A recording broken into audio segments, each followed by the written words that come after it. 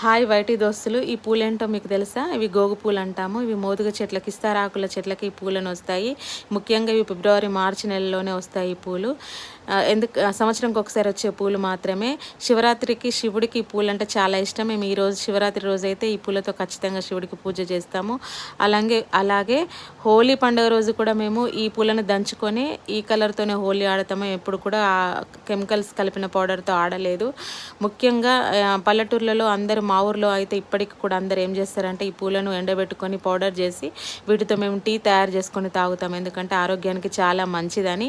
సంవత్సరంకి ఒకసారి వస్తాయి కాబట్టి మేము సంవత్సరానికి సరిపడా పౌడర్ని తయారు చేసి పెట్టుకుంటాము. వీటితోనే ప్రతిరోజు టీ తాగుతాము. మేము బయట టీ పౌడర్స్ అయితే వాడాము ఇప్పటికి కూడా. మీకు కూడా ఈ టీ ఎలా చేసుకోవాలో కావాలంటే నేను రెసిపీ కూడా చెప్తాను. కావాలనుకునే వాళ్ళు కామెంట్ బాక్స్లో కామెంట్ చేయండి. టీ అయితే చాలా టేస్ట్గా, ఆరోగ్యానికి చాలా మంచిది.